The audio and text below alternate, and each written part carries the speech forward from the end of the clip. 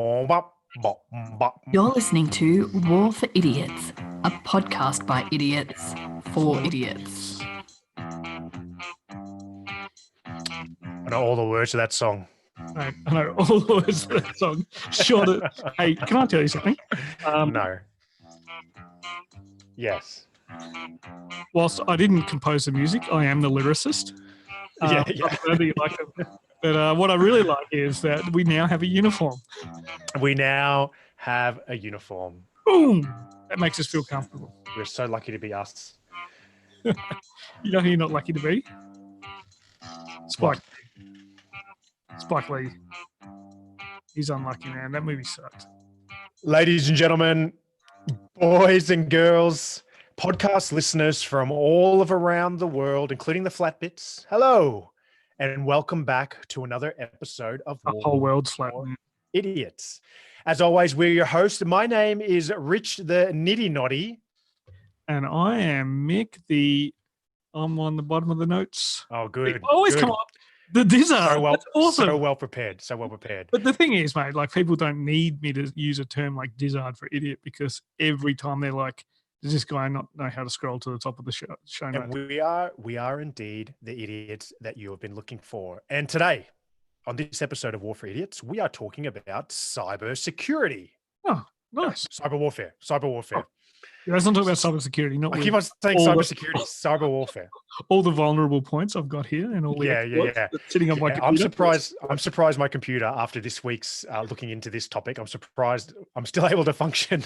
Well, the thing is, they've hacked into your computer and they're like, this was right. They hacked in and they're just like, what a waste of time that was. All these Pokemon pictures. I mean, for my kids. Hello, listeners, and welcome to another episode of War for Idiots. It is WFI Friday, and we're very excited to be bringing you, I think it's like episode 15 or something like that of season 2 16. of WFI. Well, it's 16 now because I've labeled it 16 on the YouTube. Well, I'll wait to see. Look, we are so happy that we're able to continue doing this season. We're so happy we're able to continue doing the show. And the only reason we do it, ladies and gents, is because people like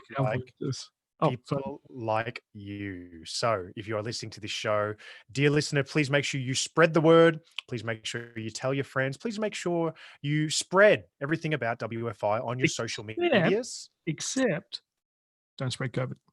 Except don't spread COVID, because that would be very, very bad. Speaking of the COVID and bad things, Mick, how are you going? Mate, I am. I'm going. What's the bad thing? Am I the bad thing? Maybe the bad thing. Yes, mate. My COVID week has been all right, actually. We had a bit of a scare here in the ACT, not as bad as Victoria, which has a scare daily at the moment. But what that meant was I was looking after kids during school holidays, but my wife had to stay at home and try and work while me and the kids bought new Nerf guns. Oh, my God. That's so bad. I tell you what, they are ruthless. Yeah, like hostage situation. Bond. There's no such thing. I'll shoot you both. Okay, cool. So so I'm pretty good. A few questions about some of my kids' morality, but pretty good. What about yourself? Good. We went camping. It was freezing, camping just outside of Canberra, and surprisingly, we had the entire campsite to ourselves because no one else was crazy enough to go camping in the middle of winter. But it was good. Good fun, good experience, good to get the kids outdoors. Everything smells of smoke now, but I suppose that's why you do it. Well, no one died, so you're right. No one died.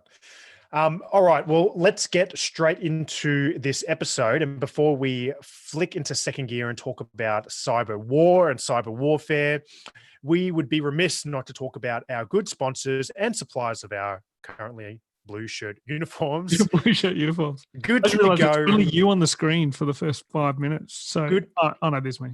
Good to go gear, G2G. Now, Good to Go Gear is an Australian veteran-owned business that has been supporting customers for over a decade. Now, whether you are into military, camping, adventure, workwear, or first aid kit, they have a wide range that is ready to be shipped directly from the internet to your door. All you need to do is check out their catalog, which is changing, growing every single day at www.goodtogogear.com.au and get the best gear. That is trademark G2G. I'm still They in love with offer a 30-day 100% satisfaction guarantee, and they ship both to the US of A and Australia. So what are you waiting for? No, Go yeah. and check out Good to Go gear. That's G2G gear that is truly good to go. And after 16 episodes of season 2, we finally wear the same t-shirt. Slightly awkward, Right. but Right. gotta Mate, do it what you is gotta great, do. mate. As I was rudely interrupted you before. Oh, they've got quick dry pants. Did you know that? I didn't know that. Yeah. And they got No. 20% off the quick dry pants at the moment. But I was going to say the tactical belt, I'm still Yeah. just quietly in love with it. It's awesome. Particularly if you're hanging Nerf accoutrements off it. Accoutrement.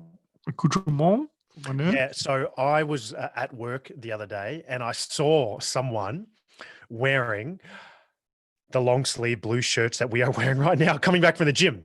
Right. Really? First thought was that dude's got my shirt, and I was about to be like, hey, You and I bashed was it. like, oh wait, that's everyone. No, people have that shirt, and I just went, hey, G to G, and he just went, who is this weirdo? I don't know you. I thought we had like a kid because I'm not wearing it. He doesn't know anything. He's just assuming that I'm just saying, hey, G to G. So anyway, if you're out there listening, blue shirt man who just went back to the gym, I'm very sorry. Yeah. The guy that talked to you is the person who convinced you to buy the shirt. That's So right. That's right. a little bit But of respect, buddy. there you go. The uniform is a spreading. Mate, that's All good. right. It's going to be awkward though because there'll be near award-winning shows like us everywhere. We've got our first viewer who still can't stop speaking Australian when he writes. I'll deal with him. I got it. Do you want to intro the show? So today we are talking about. I thought you had a point. No, it's just Josh has just written "scan on," which is Australian for "scan on," which is what's going on. I don't need to explain. Oh, I didn't know that. That's fantastic. It's Australian for what's going on. Scan on. Scanning. I didn't know that. There you go. Yeah.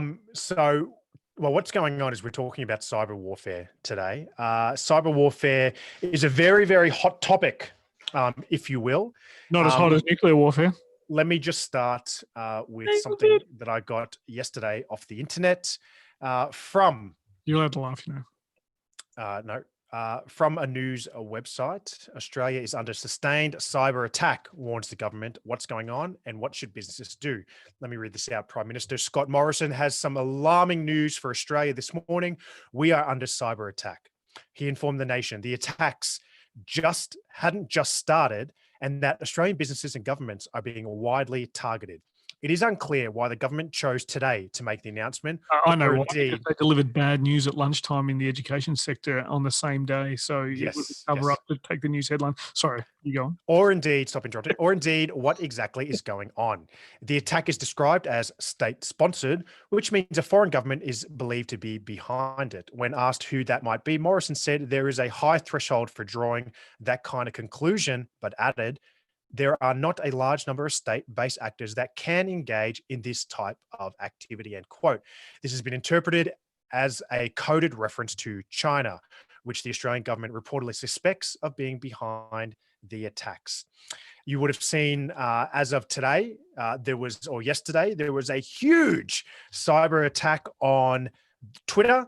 Over 150 of the top tweeters around the world's accounts were hacked and people were trying to get Bitcoin out of people through those. We'll cover that a little bit later. So this is something that is affecting us every day. This is something that drew a lot of attention when we announced we're talking about it. This is something that's got a lot of people very, very alarmed, very interested and very alert because it's something that is possibly affects everyone, is affecting everyone, but certainly has the potential to affect everyone now and into the future. So let's break it down. I'm very, very fascinated to talk about cyber warfare.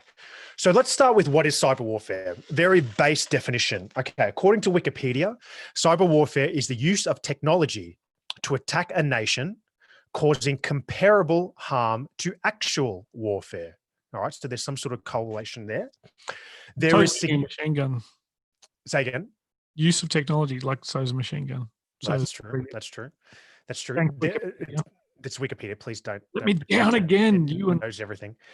There is significant debate among experts regarding the definition of cyber warfare and even if such a thing exists. Now, another definition from Rand Corporation: cyber warfare. Cyber warfare involves the actions by a nation state or international organization to attack and attempt to damage another nation's computers or information networks through, for example, computer viruses, denial of services attacks. Rand Research provides recommendations for military and civilian decision makers on the methods of defending against the damaging effects of cyber warfare on a nation's digital infrastructure. I like that Rand one. That's pretty good. I do like the Rand crew here in Australia. So yeah. So, you look into this stuff and it's pretty big. I did a lot of sort of searching around cyber attacks, cyber. I stumbled across outpost24.com that has a quick article on the top 10 of the world's biggest cyber attacks. Now, granted, these aren't state sponsored. Well, they could have been state sponsored, but they're not against certain states per se, but against large corporations and large companies. And they involve the loss of passwords, the loss of personal information, banking details. But in essence, they equate to the loss of billions and billions and billions of dollars, which is an interesting aspect of cyber. It's one that we perhaps hadn't sort of stumbled across before in the concept of what is war and what is warfare. The commercial aspects of cyber, as well as hacking, and that sort of stuff, which doesn't really come up when you're talking about nuclear or electronic warfare or whatnot. So something we'll stumble across a little later. But when I think about cyber warfare, Mick, I have a very specific image in my head. Tell me if you have the same. Yes. It's of someone in a very dark room, someone that's extremely smart, someone that has a funky haircut, to be honest, right? Someone that's typing furiously. In my bedroom at night. Someone that's doing furiously. Someone's like typing crazy, hacking a system, and there's so much things happening on their screen, right? And they're taking over the system, and they're opening doors, they're controlling streetlights. They're very much the man or woman behind the computer that's supporting a spy.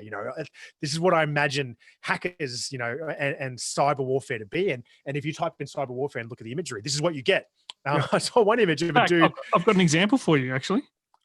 Just bring it up. Yeah, keep going. I saw one image of someone hacking, and they're wearing leather gloves, because that makes you a better cyber warfare soldier, if you will, by wearing the gloves. But that's a very specific image. Oh, what's that? Is that? That's Mick Cook, cyber warrior. Yes, that is exactly what. I can't tell if the I stuff imagine. Behind me is moving or not. Like it was supposed to move. It's definitely not moving. Thanks, Zoom. You did it again. But what do you? That's what you think, right? That's what you think when you think cyber warrior, right? Yeah, absolutely. And I still think maybe that's what it is, but that's a very image that, that's an image I have in my head when I think about it. But I think the reality is, it's much more Half the time it's just someone calling you up on the phone and saying, "Oh, hi, it's Bill. Can I have your internet password?" Yeah. Sure, I know a Bill. Yes. My internet password is password 123. Well, one thing when we started looking at cyber, it made me think about this movie that I watched when I was a kid. Now, this movie, Sherlock Holmes, isn't it? This movie was a movie called Hackers. Do you remember the movie Hackers? Yes, it had Lara Croft and Sherlock Holmes in it. 1995, Johnny Lee Miller, Angelina Jolie, a star-studded cast. Actually, they're probably the only stars. It's. Let me just quickly read it here. Hackers is a 1995 American crime film. The film follows a group of high school hackers and their involvement in a corporate extortion conspiracy. Made in the mid-1990s, when the internet was unfamiliar to the general population, it reflects the ideals laid out in this book by the Hacker Manifesto, which is quoted in the film. What made me think about Hackers the movie is not so much the movie was a pretty lame movie, to be honest with you, but the fact that it was one of the first movies that addressed this concept of hacking. And I don't know if you remember, but I think Hackers itself, the website for the movie, was one of the most hacked websites on the internet and continues to be one of the most hacked websites on the internet. And I'll put up in the show notes some of the screenshots from the Hackers website. Now, I'm pretty sure my computer is compromised from going to this website, right? Yeah. But it's been hacked to death by a hacking group called DEF CON. And this is sort of what they wrote about it. Hackers, this is going to be a lame, cheesy promotional site for a movie. Nothing more. We're not out to become experts in hacking or forward your hacks to the FBI. Just looking forward for interesting scenarios to help us make money off other people. Hackers. And then it just talks about how crappy this movie actually is. Hackers, the new action movie from those idiots in Hollywood, take you inside a world where there's no plot or creative thought. There's only boring, rehashed ideas. And it just goes on and on and on. And I wanted to bring that up because that was what I had in my mind of that's hacking, that's cyber warfare. And in many ways, what we're going to go through now is that it's actually not too far from the truth of where we are in cyber warfare. Has its roots in the mid-90s concept of hacking, getting something, changing something, and doing something like, one of the most hacked websites in the world, the hackers promotional website for the movie. So that's a bit of the introduction to what we're going to talk about today. How say you, Mick Cook, about hacking? Mate, so I've done a lot of research on, I wouldn't call it cyber warfare, but computer assisted operations. That's why I like to call it, because I hate the term cyber. But I remember being a staff officer and having in planning groups when people would say to me, "Hey, you're the information operations dude. We need you to do something with computers and make this happen tomorrow." And I'm like, I don't think that's how it works. And they're like, yeah, it is like this. And then they'd explain what they'd seen in a movie to me. And I'd be like, control the street lights, Mick. I'll be like, I'm not a computer guy. And they'd say, well, can you get a computer guy in here to tell us that? And then I'd bring in like a computer person. I'm like, on the walk into the playing room, I'd be like, I'm so sorry. I'm so sorry. Mate, look, I love the pop culture around it though. Like, it's really good. But what I find even more fascinating is the history of the computer, the history of hacking, the history, I think we're going to talk about it later, we probably are, of phreaking with phones. Just absolutely fascinating. There's a great book by a guy named, what's his name? Someone Mitnick. And he went to jail a lot for phreaking hacks. And, when you learn about social engineering and the aspect the human has in cyber warfare, absolutely fascinating. And of course, that's right. In my day job, I work with a lot of smart academics in the cyber security world, and mate, mind brain blown every time I talk to them. I sort of just walk away and just go, I never want to touch a computer again. Yeah.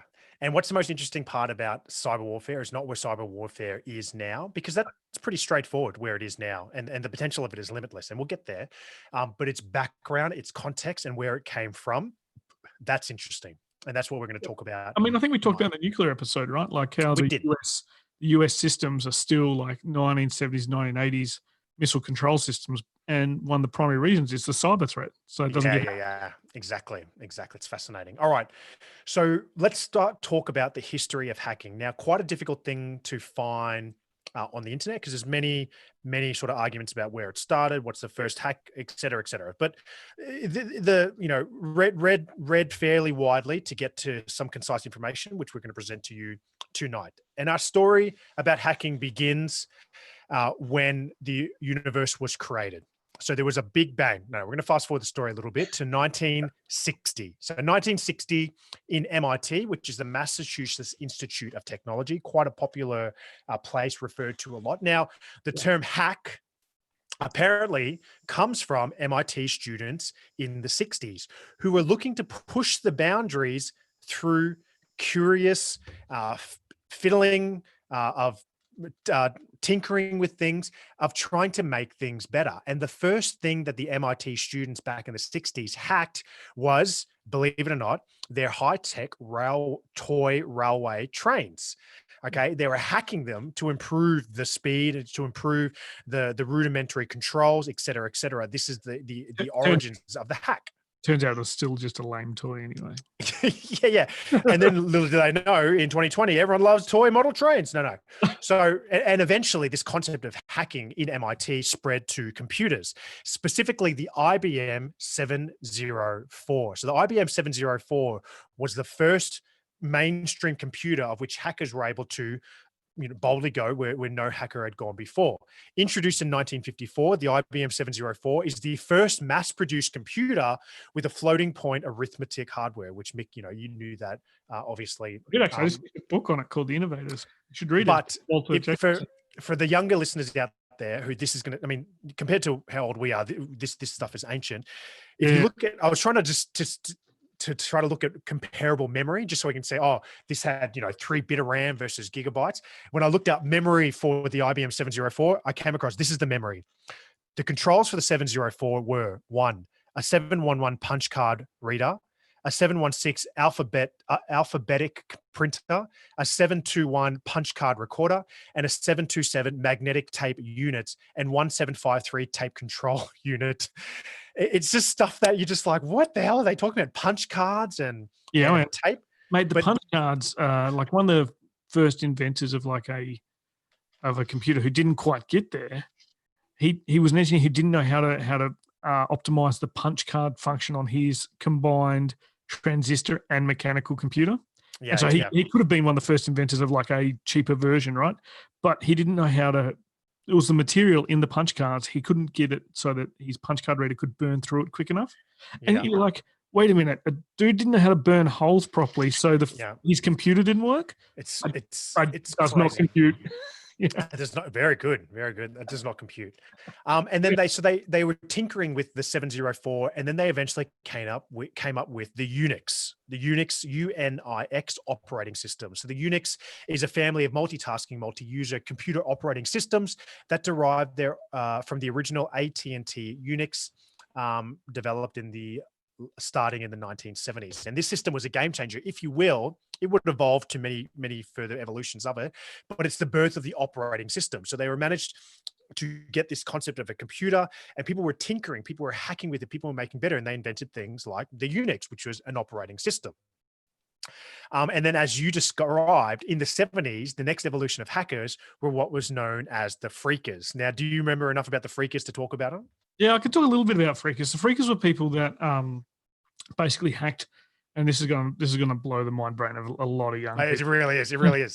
Because I remember it. Like I grew up in a state where our long distance phone calls were like anything over 20 Ks. So the phreakers used tones, like frequencies, to trick the phone telecommunication system into thinking that they were authorized for long distance phone calls. Yep. And they did it for shits and giggles. And one of them, and you may even have it here, there's something about a toy. A toy whistle found in a cereal box. They worked out that it actually created the exact frequency. And that's what that book Mitnick I was talking to you about, that's what he did a lot of. He used tones to hack into computer systems on the old dial-up modems and stuff. These people just wanted to mess with like the telcos. And at the time, it was pretty much dominated by Bell anyway. So yeah, and that's exactly it. I think it wasn't a Weet-Bix because it was in America, but it was some sort of toy whistle that emitted the right frequency to get free long distance phone calls. I mean, talk about pressure to a phone call. Hey, I'm getting this for free. Let's talk, sort of thing. Yeah. But these were phreakers, and two famous phreakers, Steve Wozniak and Steve Jobs, who would go on to be the founders of Apple. But it's fascinating to talk about this because, people may be listening to this and be going, what the hell does phreakers have to do with cyber warfare? But what we have is something sophisticated for the 70s, long distance phone calls, tones, and all that sort of stuff, being hacked by whistle from a cereal box. Now, I'm not saying a whistle from a cereal box is going to hack, the latest security system in the Israeli missile defense system. But this is right. But this is the type of thing that we're talking about now. That it's the large structure, large machines that are so complicated, but they're just finding the little chinks in the armor that they're able to get through. And this is it can be, and this almost use the term analog, like it's. And actually, I can't pronounce it anyway, but it is similar to like what these guys were. They were just young, smart people who found a toy, and we're like, we could do this. We can attack technology this way. Exactly. We don't have as much of that. Like we don't have as much hardware interested young people, but what we do have is very, very technologically literate people. Absolutely. So, who's to say someone's not going to use Candy Crush to take down a power station? In fact, that's a challenge. Someone use it. No, don't. Do not. Oh man. Oh man. Not state sponsored. WFI sponsored attack. There you go. I you nothing. I want to be a fly on the wall of the guy that first tried. He's got his phone, he's pulled out his whistle, and someone's like, "What the hell are you doing?" He's like, "Look, I gotta try it. I gotta try it." Mate, like there are sometimes like I would never want to be around for the first. So the first human to work out that cow's milk was good. Like, yeah, I didn't want to be there. Don't want to be there. Don't want to know what was happening. But the first person to work out this, I just want me in the room and just go, dude, what are you doing? Yeah. That's not what that's for. That's not what that's for. That's a whistle. Go annoy some dogs. Oh man. All right. And in the 70s, we would see what is commonly referred to as the first computer virus, which is known as the Creeper system. It was an experimental self-replicating virus that was released in 1971. And it was filling up the hard drive until the computer could no longer operate it. It was created by BBN Technologies in the US. So the 70s was a real era of birth for hacking things, as well as the growth of PCs, the growth of Unix, and things start to get a little bit more complicated. And then in the 80s, things really boomed due to IBM releasing the PC. So the 80s is when the PC was released, and then hacking started to become more mainstream. Now, the reason for this dramatic increase in computer use was because of IBM. In 1981, IBM announced personal computers, or the PC. It was a standalone machine, fully loaded with a CPU, software, memories, utility storage. You could go anywhere and do anything with these computers. And then obviously, as computers started to grow and grow and grow, well, so did too the amount of people using it. They started to become more interconnected. And then people started to realize that, whoa, I have got a connection to something else outside of this immediate space that I'm in. I wonder if I can get through that connection. Yeah. Now, it's hard for us to imagine how widespread the internet was in the 80s. It's hard for me to visualize because I was pretty young back then. I wasn't. It was invented in like the 60s. Right. So the internet itself has been around for quite a long time. But wasn't in the 80s called it, but yeah. But in the 80s when it started to expand, right? It started to get massive. So in 1982, you get the introduction of the term TCP and Internet Protocol, IP address, et cetera. That comes from 1982. 1983, you get domain names such as .edu, .gov, .com, .mil, .org, .net, .int for the naming of websites instead of just numbers, which they were before 1983. This blew my mind. I did not think that this happened in the 80s. I thought this was like 90s stuff, but obviously, there you go. Interesting, you get the first use of the term cyberspace in 1984 by William Gibson. Mate, have you read that book? No, Neuromancer. No, I haven't not read that book. It is like, it's a cyberpunk book. But you read it now, you just go, mind brain blown. Oh, really? Yeah, brilliant book. Absolutely brilliant. And yeah, cyber. There you go. Place done. You just go, wow, like a lot of the stuff that he talks about didn't quite play out, but it's like a lot of that, 1980s sci-fi, right? Like, Blade Runner didn't happen. Yeah. But there's still some really cool stuff. And you sit there and just go, like, what he predicted about hacking and things like that. Yeah. I want to read it for sure. That's down on the read list now. I'll lend you my copy, man. And then the number of hosts on the internet in 1987 exceeds 20,000 people or computers, people with computers. And Cisco ships their first router. And finally, in 1989, world.std.com becomes the first commercial provider of dial-up across to access to the internet. So in the 80s, there was a massive boom in the internet. And some of that stuff sort of really blew my mind when I read it. I was like, oh my God, I thought this was like 90s stuff. Because this kind of stuff felt like it sort of came up when I was a kid, but no. It came up. There's no interest to drive it in the 60s and 70s apart from universities using the network to share computing power. PCs, so it could have been earlier. Everything's connected. Could have been earlier. If it wasn't for like Steve Jobs, driving the personal computer revolution, Bill Gates driving Microsoft, those sorts of, there's a reason that, their companies are so successful is because they actually saw the use of the computer in a completely different way. Yeah. So fascinating, this stuff, because I can't tell you how any of it works. And then something happens in around in the 1980s, which a lot of people sort of attribute to the growth of hacking and the growth of cyber warfare. And that is a movie which I've not seen called War Games. You've So not seen War War Games. I haven't seen War Games. So War Games is a 1983 American Cold War science fiction film written by Lawrence Lasker and Walter F. Parks, directed by John Badman. The movie stars Matthew Broderick Ferris Bueller. in it. What is it about? High school student David Lightman, played by Matthew Broderick, unwittingly hacks into a military supercomputer while searching for a new video game. After starting a game of global thermonuclear war, Lightman leads the supercomputer to activate the nation's nuclear arsenal in response to his simulated threat. It's got 7.1 out of 10 on IMDb, and it's certified fresh on Rotten Tomatoes at 93%. So it must be a pretty good movie. It's a good movie, man. And it's got Ali Sheedy in it as well. Yes, it does. From The Breakfast Club. Oh, there you go. Another movie I have not seen. No, I haven't seen The Breakfast Club. It's not going to happen. Forget about me. Not interested. Not interested. Mate, it's not a romance movie. Like heaps of dudes are just like, oh, it's John Hughes. I'm not going to watch it. Mate, I'm pretty sure it's I don't know who John Hughes is. We're talking about different movies, girlfriend. But look, we are not talking like the reason why I bring this up.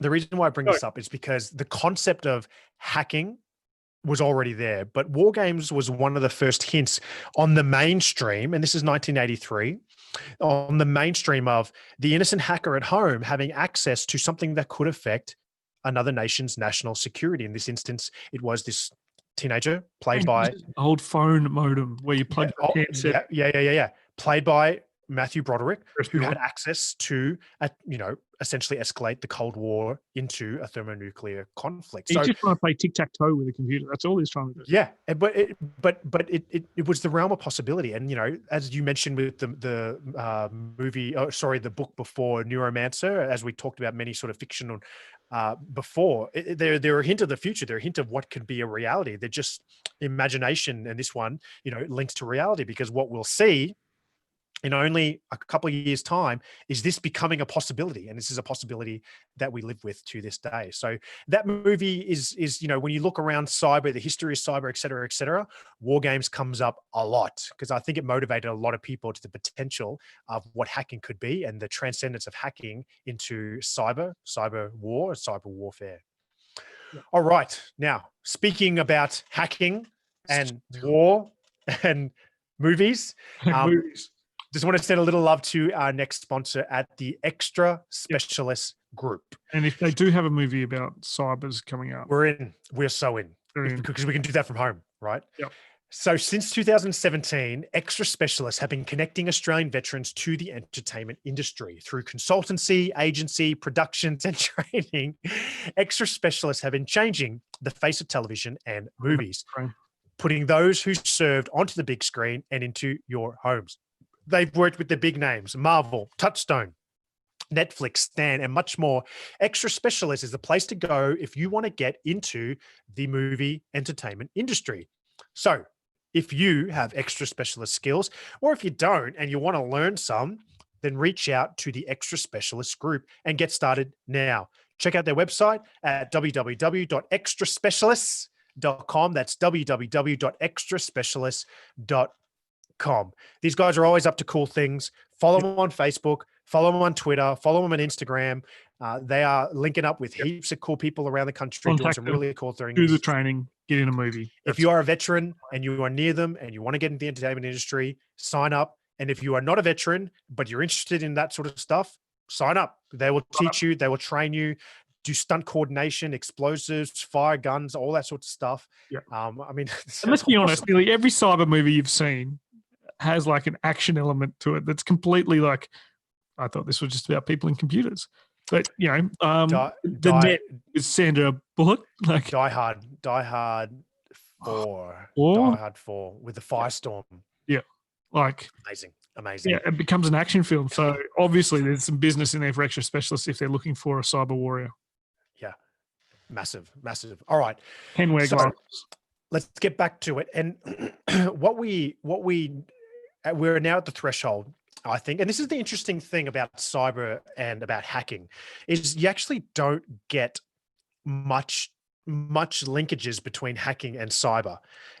We just kind of put those two concepts together. But if you look at the history of cyber attack, you won't find much. Now, I was speaking to a friend who has studied cyber, and he told me about the first classified cyber attack from the 80s. Okay. That aside, if you look at the pure, what is the history of cyber attacks? What is the first cyber attack? You struggle to find anything before the year 2003, basically. Yeah, and even then, like the one you're about to mention, there's a lot of people that don't even agree that one. Right. You know, right. It's yeah, and then the next exactly. one, people are like, no, that wasn't. You know, I mean, the one in between that you've got there that we'll talk about, that one everyone knows about, right? Because it led to the new law that. Yeah, exactly. But to me, this connection between hacking, the birth of hacking, the concept of hacking, the innocence of hacking, you know, the humble beginnings of it, and then its eventual evolution to what we would now define as cyber warfare, although definition is hard to track down. That's fascinating. And to me, there's a clear connection. You know, without one, the other would not exist. Yeah, that's right. If someone improves something in, you know, Alfred Nobel invents dynamite. Yeah. Doesn't take long for it to start being utilized in different ways that he did not anticipate, right? Yeah, especially that coyote trying to get the Roadrunner. Mate, violence. It's not cool. All right. So I mentioned that because what we have in 1988 is what some consider to be the first cyber attack, okay, by a hacker, right? And he's a famous guy now, known as Robert Taper Morris, all right? And he invented what would go on to be known as the Morris worm.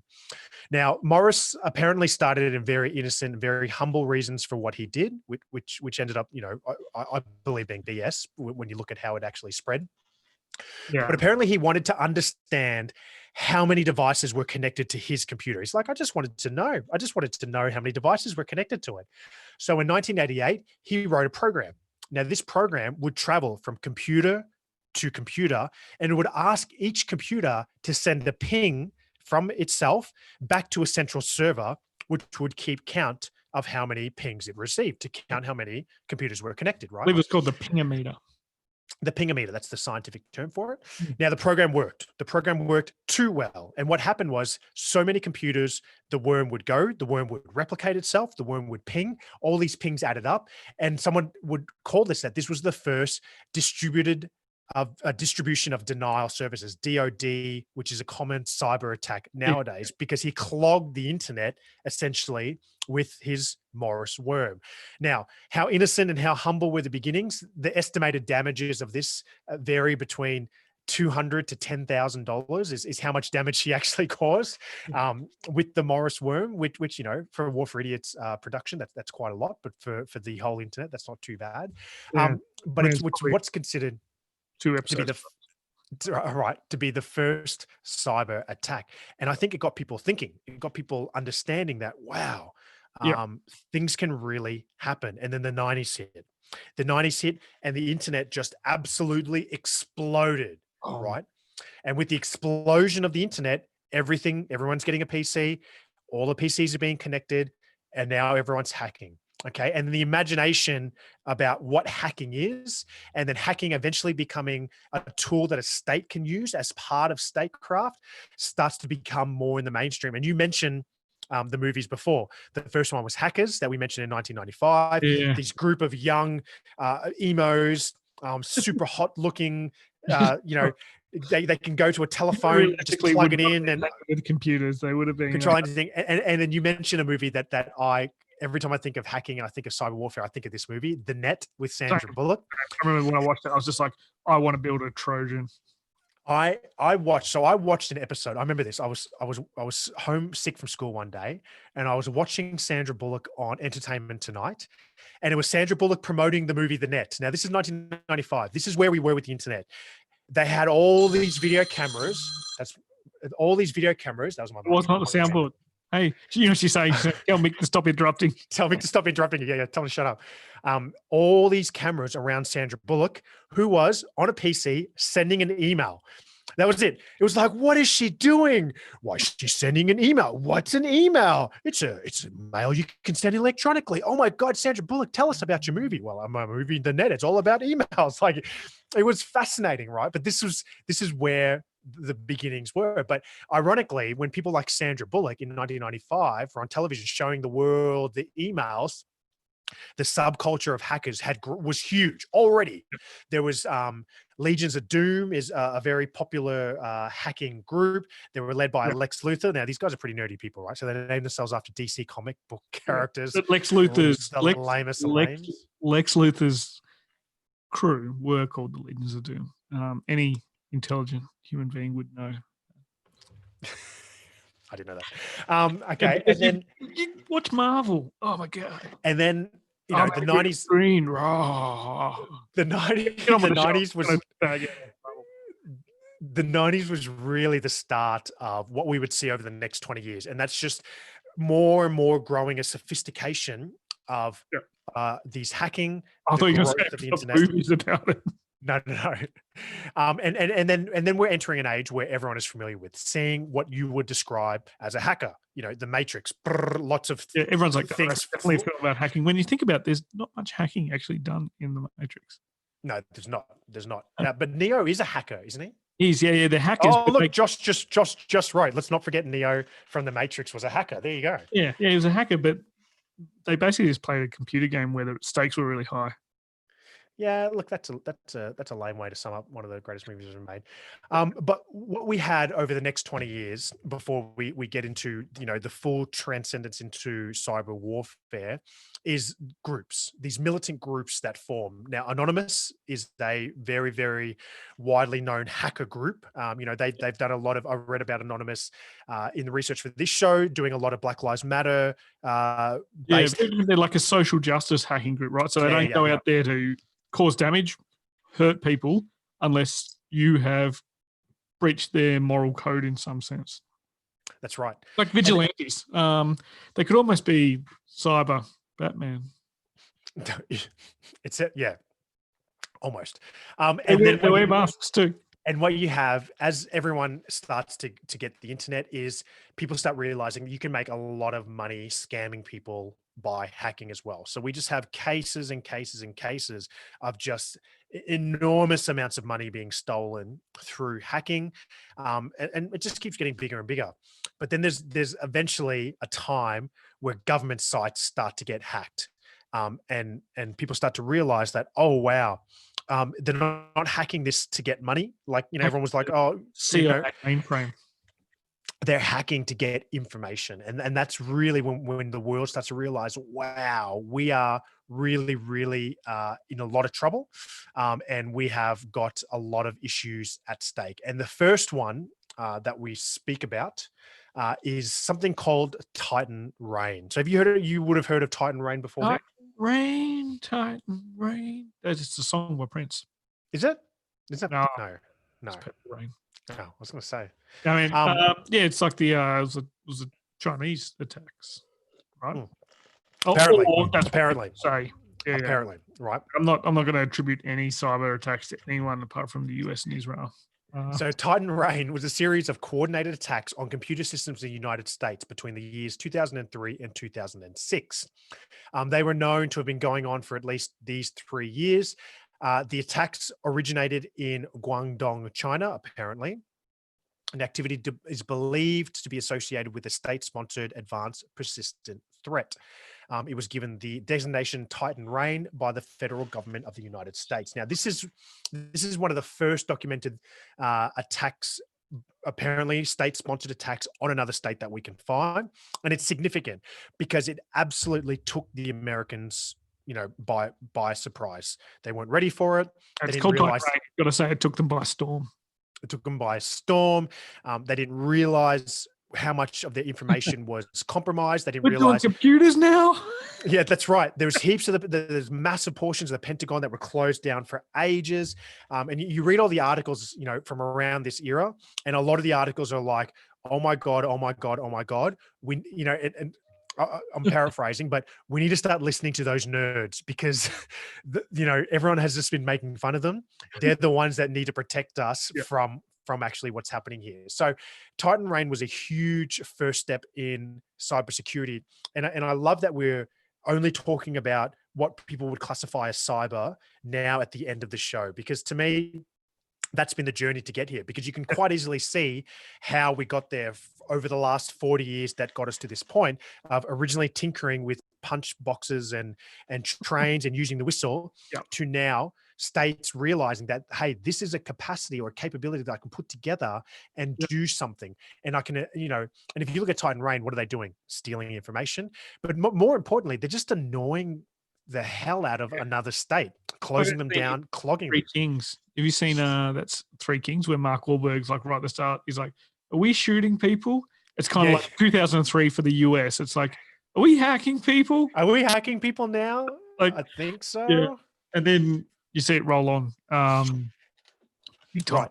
So do you know about the next one, 2007 cyber attacks? Yeah. So cyber attacks Estonia? in Estonia were massive, mate. And they were in response to the removal of a statue from the Yes. Soviet era. And Right. so I mean, what a crazy time we live in with all this statue happenings around the yeah, world that's right. right Like, now. but you do that in 2007, someone's going to hack you, and it's probably going to be Russia. Yeah. Which also led to, and I'll put the link up, or I'll get our tech support to put it up in the YouTube chat. Is Tech that support. Classic. the Talon manual? Led to the Talon manual. You are funny. So Estonia, the capital of Estonia, Tallinn, is now where the NATO center of, I've got to get the name right because they could hack me. The NATO Cooperative Cyber Defense Center of Excellence is located, and they sponsor the Tallinn Manual, which is the international law applicable to cyber operations. Used to be the international, and the first one was the international law applicable to cyber warfare. In fact, the second version is so cyber, it's called Tallinn Manual 2.0. Oh, yeah, there you go. And it's basically laws of armed conflict then applied to cyber warfare to try and understand, what was Estonia. It doesn't dwell on Estonia, but if you're Estonia at the time, your whole country gets shut down, right? So do you respond with, like, how do you attribute it, and then do you respond with diplomacy, a cyber attack back? Is this enough to warrant a declaration of war? Like, it's just. So that led to the Center of Excellence, and now has led to the Talon Manual. So 2007, Russia shutting down Estonia. Essentially, they shut down the country. That's right. People couldn't contact the government. Big distributed denial of service attack. It happened in 2007 in April. Websites of Estonian organizations, including parliament, banks, ministries, newspapers, broadcasters. People couldn't and this was contact the government to find out what was happening. This is all about. It was all about a disagreement with Russia about the relocation of the bronze soldier of Tallinn, which is the statue that was mentioned before by Mick. But this was a huge one. Now, the first one, stealing information. Okay. And then this is a steep escalation in what cyber is happening. And to me, there's three evolutions. Let's break it down really simply. There's when hacking becomes a cyber attack. Okay. And what's the difference between hack and a cyber attack? It's state sponsored, right? Yeah. Guy going after your credit card details isn't cyber attacking you. Right. He's hacking. Okay. But you aggregate the hackers, you sponsor them, you enable them, they become a cyber attack, right? Well, terrorists, what if they're not state sponsored now? Like, right. And that's a lot of the arguments. People are saying, no, it's not cyber warfare, it's cyber terrorism. That's what another way of saying it. And then the next evolution to me is when this cyber attack, which is about stealing information, about clogging your system, is when it has a physical reaction because of what's happening in this non-physical domain. To me, that's a really interesting evolution of where cyber attacks is. And this is where we start to see it in the cyber attacks of 2007 in Estonia, when people couldn't communicate with their government, rightio. It's causing huge issues at the state level from this attack. And you think about that, the damage that was sought was psychological. Yeah. Which is, what are you trying to do in war? You're trying to defeat the opponent's will. Yeah. Well, it depends on how you define it, but generally you're trying to defeat their will. This is a textbook case of how to attack the will of your opponent, as opposed to they're not sitting there. Russia could have rolled tanks across the border if they wanted to. They didn't. Yeah, exactly. And then the final sort of case study, and to me the last evolution, if you will, is Stuxnet.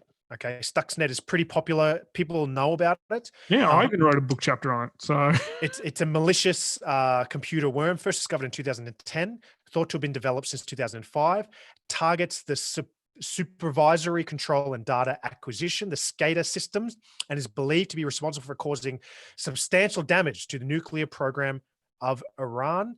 Although neither country has openly admitted a responsibility, the worm is widely understood to be a cyber weapon built jointly by the United States and Israel. Tell us about Stuxnet, Mick.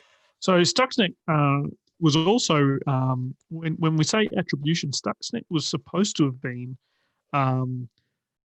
part of operations, and operational names are interesting, right? So the US called an attack against them Titan Rain. Yep. The person who came out said Stuxnet was a US Israel operation. We called it Olympic Gold, I think it was. Yeah, right. Like that. Like, you're like, dude, why don't you don't give your enemy a cool operation name and yourself a lame one? But apart from that, listeners probably aren't interested in that, although it's pretty funny. So Stuxnet was attacking the SCADA systems, and the way they did it was very, very interesting, because what it attacked was the centrifuges that was enriching uranium in Iranian nuclear facilities. Yeah. The really interesting thing about this was it was a closed network. So the important thing about Stuxnet, there's two really, really important things, is you still had to go through those old school methods of getting this weapon deployed. You had to use people, whether it was espionage, if it was a plant, or if it was just someone drops a USB in the car park, someone picks it up and sticks it in a random computer. But it was also designed to fool the technicians, so they didn't know that the centrifuges were spinning at irregular rates and speeds.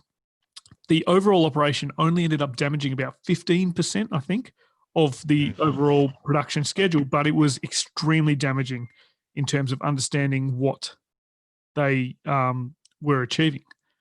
Then Saudi Aramco, which is an oil company in Saudi Arabia that's also got some US money in there, is attacked several months later by a very, very similar virus. And it's when it was pulled apart, they're like, this is Stuxnet. And this is the important thing about these types of weapons. This is kind of like when the Romans developed a javelin where the tip bent so that their enemy couldn't grab them and throw them back. Right? When you're deploying a cyber weapon, you can't pull it back. So people can get it, understand it, and then redeploy it against you. And that's what happened with Stuxnet. They believed that Iran was able to understand it and then deploy it against Saudi Arabia. So it's a fascinating weapon. Did damage the nuclear program, wasn't massive amounts of damage, but what it signified was huge. Never claimed, there are people who are whistleblowers who are saying it was definitely the United States and Israel. Apparently it took about 6 months, I think, to develop the whole plan. Yeah. But just, this is state on state cyber attack. This is cyber war. When people go cyber warfare, this is cyber warfare. That's right. And then it's the physicality of it that sort of gets me. You know what I mean? It's no longer a physical system, right? It's a physical effect that it's having based off something that was created in the non-physical realm. That's what really sort of speaks to me about this. I'm not going to, and I wouldn't say it's far right. I would say, if we're doing this war for idiots paradigm of the phases of cyber warfare, it starts with a hacking phase, then state-sponsored attacks, then state-sponsored attacks that start in the non-physical and affect the physical realm, and then there's another one that I'll go on to. But to me, it's that third phase that is fascinating to me about Stuxnet. I did hear that potentially it was a closed network and caused by someone plugging a USB into it or something like that. Yeah, they had to deploy it into it. So I think gotten there any other way. I think that the term, the hacking or the cyber attack term for that is a drive-by attack, based on my little thing that I saw. I'll go through the different types of cyber attacks in a minute, but I believe that's what it's called, which is kind of cool. But you're right, it's state on state cyber warfare, right? But in a non-declared war. So is it warfare? Is it competition? And this takes us back to the conversation we're having about gray zone. What is it? And that's what makes cyber so devious. This was a physical destructive attack. This wasn't shutting down your national broadcaster or your banking system. This was physical. What if they start letting out opening up the sluice gates on dams? This is the same sort of idea of, as you said, affecting a physical environment from the cyber environment or from cyberspace. Well, what we have, to me, what we have now, and there'd be a lot of people that would say, hey, way before now is when we had it. But to me, the eyes were open that there needs to have been, and rightly so, the birth of a domain, the cyber domain. This place that's a non-physical domain, but it has the ability to be state-sponsored and have physical effects on the battlefield, or even in areas that affect the battlefield, as you said, main grids, water supplies, and in this case, a nuclear reactor. And then you have the cyber domain, a global domain within the information environment consisting of the interdependent networks of information, technology infrastructures, and resident data, including the internet, telecommunications networks, and computer systems. So you have the birth of this domain, if you will. Which is a completely artificial domain, right? Like humans now rely upon this domain to live the way we do. Yes. But it's not like the land or maritime or air domain. I think domains are bullshit. But, I swore. But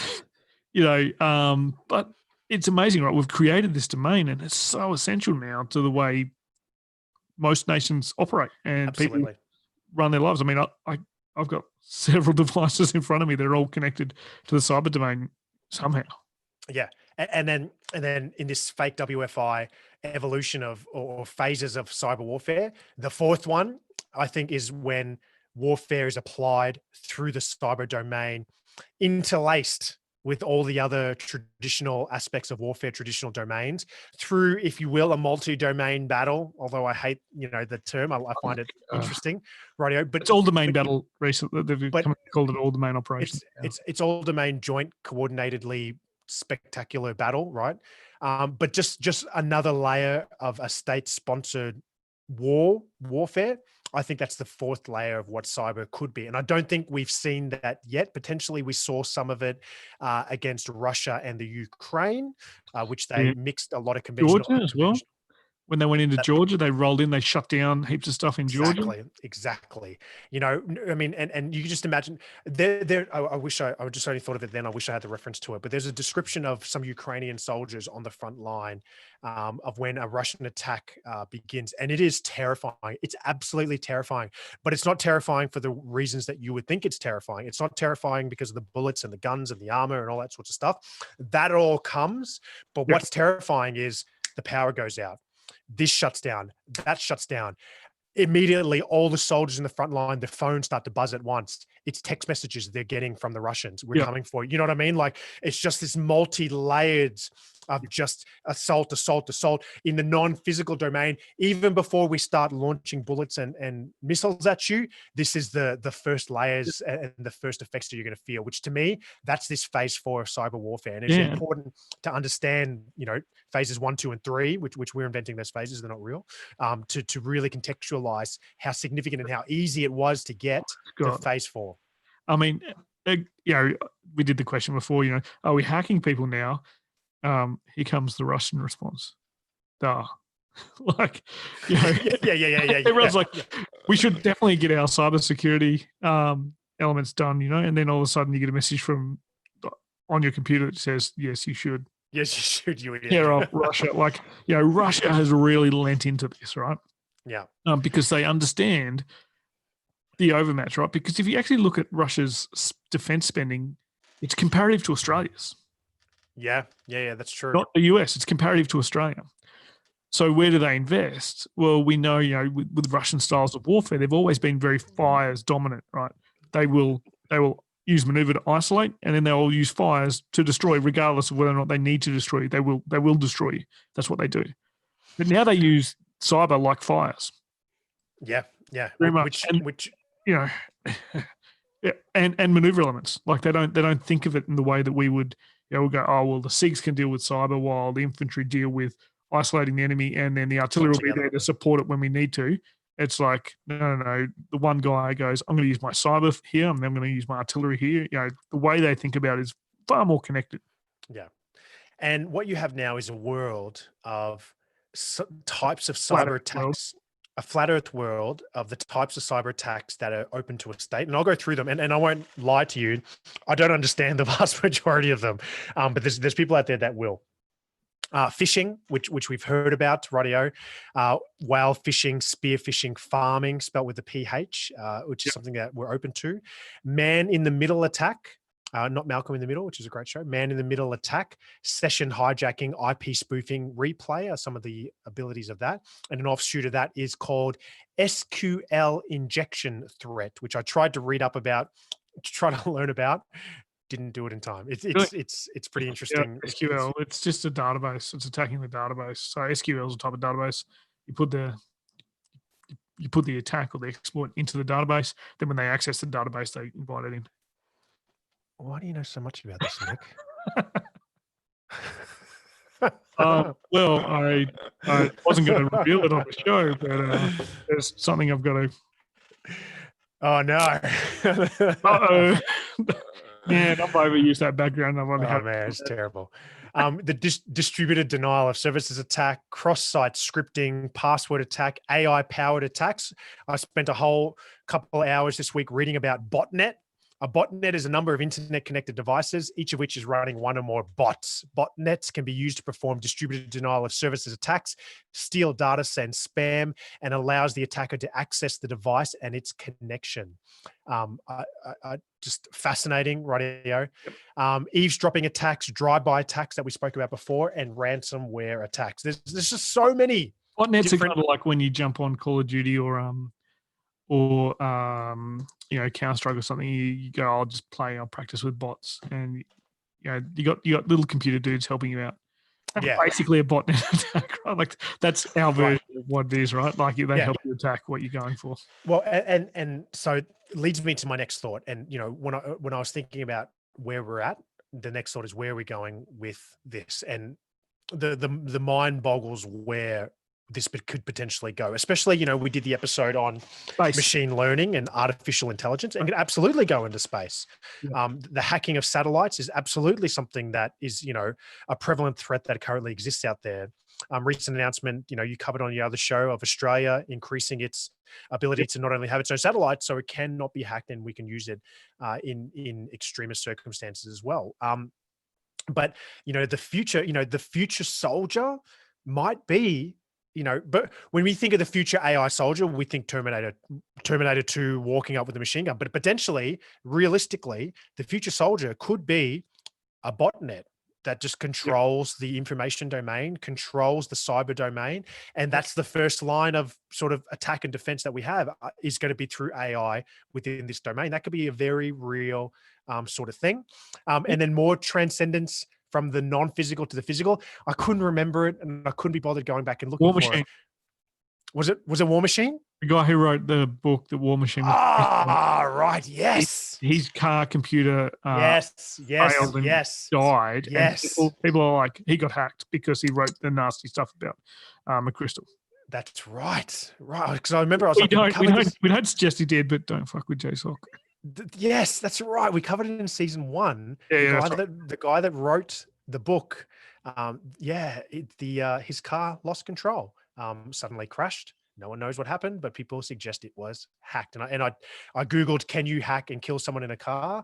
And I'm pretty sure I have a lot of people monitoring. I've really got to teach you how to use Tor browser and DuckDuckGo. So you do all this shit anonymously so that you don't get attacked.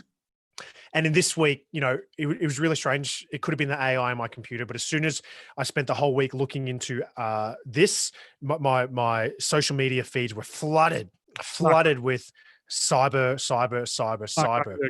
He has headphones on and he listens to everything, and then he just does this. Yeah, that's right. But the biggest hack of the week is, everyone would have seen it on Twitter. US Twitter accounts hacked in the Bitcoin scam. If you haven't seen this, check it out. It's fascinating. Billionaires Elon Musk. $1,000. Billionaires Elon Musk, Jeff Bezos, Bill Gates were among many prominent US figures targeted by hackers on Twitter, including Kim Kardashian, Kanye West, and also Barack Obama. Their account simply stated, or their tweet simply stated, "Everyone is asking me to give back. This is a tweet from Mr. Gates. You send me $1,000 worth of Bitcoin, I will send you back $2,000 worth of Bitcoin. God only knows how much money those hackers, or are they hackers, or was this a cyber attack? Who knows? But God only knows how much money they made from this, because people would have done it. Surely people would have done it. And mate, think about it. Think of the accounts they hacked. Elon Musk, they had if you're a blue tick account, you're up for grabs, right? Yeah. And you think of what's happened in terms of international relations in response to President Trump's tweets, right? Now, notice I saw someone put on Twitter, none of the Trump accounts were hacked because they know they'd never give back, right? So, funny. But these hackers had the control of the world in a way, perceptions. They had the control of the world's perceptions, and they're all like, I can start a war, I can bankrupt a country. What am I going to do? I got to get paid. I'm going to do a Bitcoin scam. Yep. Glad they don't have much vision, personally. I'm glad they're only interested in self-enrichment. I do think, I know the FBI is still investigating it, but I saw something saying that, again, the human factor, social engineering, they managed to turn an employee at Twitter to help execute it. Yeah. So just with scams, because we should really do safety warnings at the end of these, because that's what professional broadcasters do, and we're trying so hard to be professional. I was going to say, who are they? I've put the scamwatch.gov.au link up. So for those listeners that don't browse my LinkedIn, I'm a criminologist and I focus on online scams. So it is up there. It's a great resource. It will tell you the current scams. And I know lots of our listeners are Australian. The current scams that are online scams in Australia, go to scamwatch.gov.au, and it'll stop you falling for these, because the only way that you won't fall for these is by applying some skepticism based on some education. That's it. And don't lose $1,000 in Bitcoin like I did. No, but it's a new world. It really is a new world. And we covered this a lot. And they're old scams with new technology, like we covered this a lot. Wallet Inspector. Did you see that? Did you see the Simpsons episode? No. Where Snake comes up to like Homer's college nerd friends and says, I'm the wallet inspector. I need to check that your wallets are in order. They give him their wallets. He's like, takes off, and then Homer goes, that's not the wallet inspector. Like that's what these people did with the Twitter Bitcoin scam. Yeah, it's true. They're old gags or scams in new technology. Just wait and see how scary it's going to be when it escalates, right? Absolutely.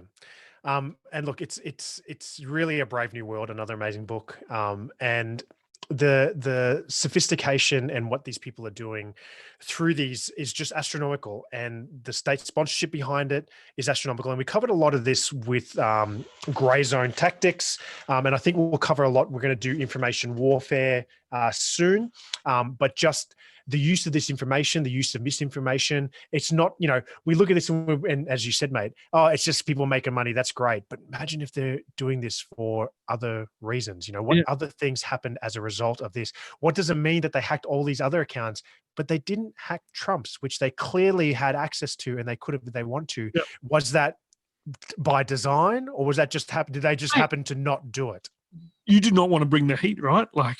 Yeah. So look, it's everything is up for grabs. We got on Twitter, someone tagged us on a great article about deep fakes, absolutely creating just people who are not real, who have a social presence, who have a life online, who are spreading what the people behind them, their puppets, if you will, want them to spread. That happened so much. And the 2016 elections in America are a great example of deep fakes, misinformation to create division. For one reason, but who knows what the second and third order effects that these people are trying to do through the internet. And I don't think as a civilian, as a nation, or as even a world, we are ready for what the cyber world and cyber warfare is going to bring to us. And I think COVID's proven that. Behind them, like the deep fakes and I saw one, Maria, great friend of the show. I didn't attack the term on Twitter because people use it all the time, but people are saying, the weaponization of health information. It's the disinformation. It's the misuse of information. You're not weaponizing the information, right? But you're using it and putting it out there with deep fakes. Some of these scams, people are taking advantage of the current crisis, right, of the pandemic, and they're using like all these tricks from this bag that people are just like, we know nothing about it. Or the people who do know, and I'm sure there are people who have like, government clearances, like where they have to, use their hand and their retina and they pull the hair out and stick that into a machine, and then they get access into the computer room, and then there's like an open back door. But I there are wouldn't probably be able to get people into that door. That's right. There's probably people who know a lot more about that sort of stuff and are like, these guys are talking idiots, but that's what we do. But it's still pretty scary, right? When you think about it, there's an aspect of warfare out there where it's internationally recognized. People are going to use it during a pandemic. Like, no one is really pushing too hard during the pandemic. I mean, there's still conflict going on in the world, right? India and China is a good example of people taking advantage while people are around. There's far more cyber conflict just raging constantly. And, as you said, AI and machine learning is just going to make it worse. Yeah.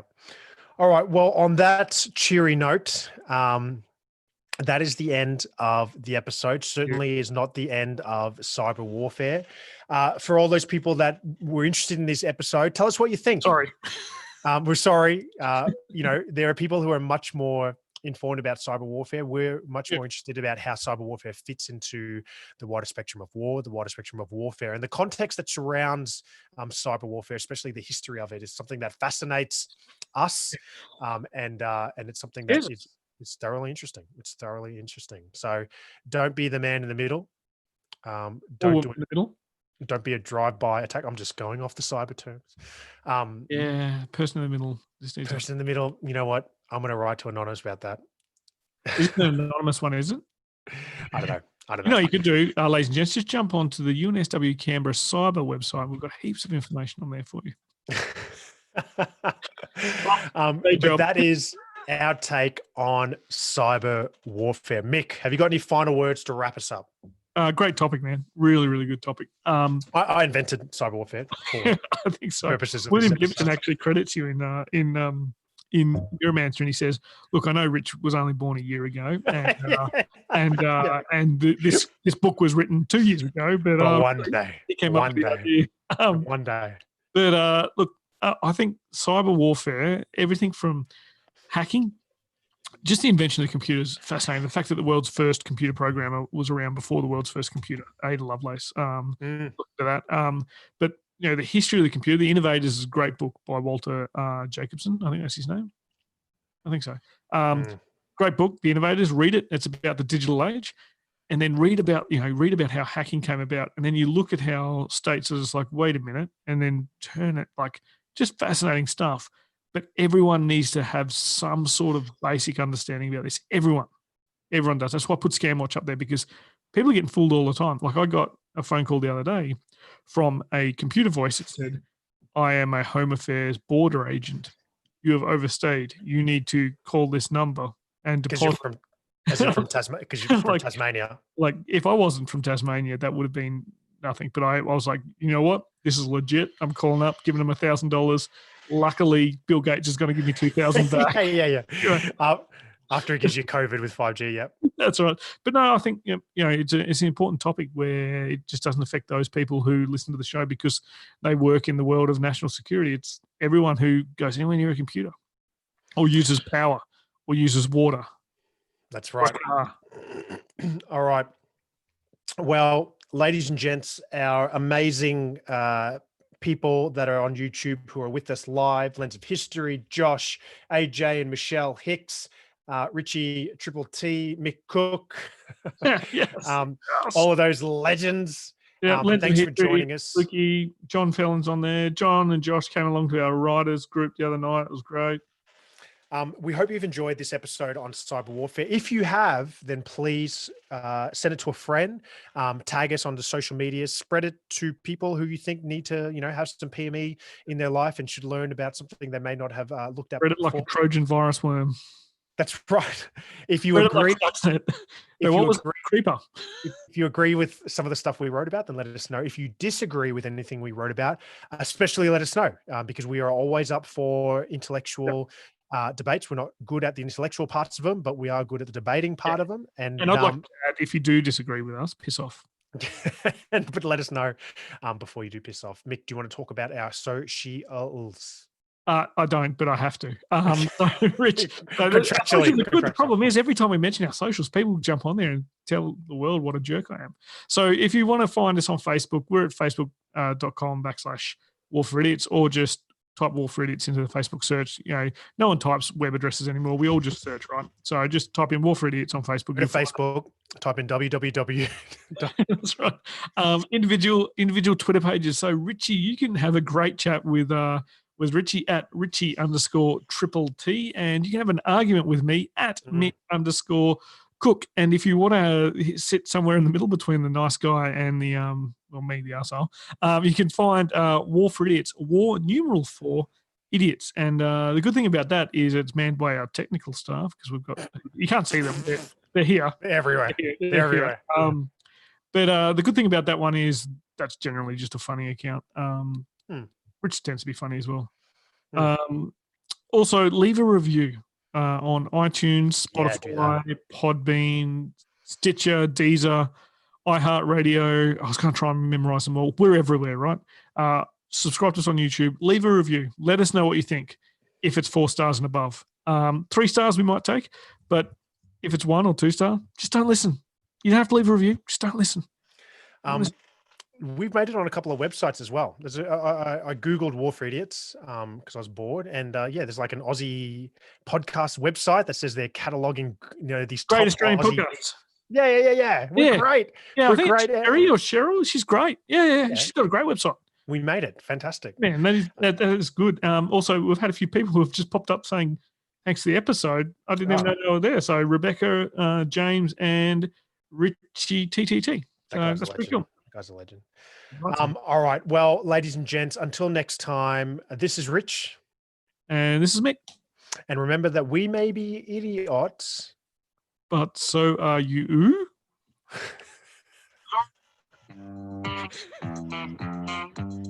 War for Idiot is a TDP production. All opinions expressed by individuals on the podcast are those of the individual and not necessarily representative of any other organisation. The music used during War for Idiots is Fireworks by Jazar and is used under an Attribution Share Alike 3.0 international license.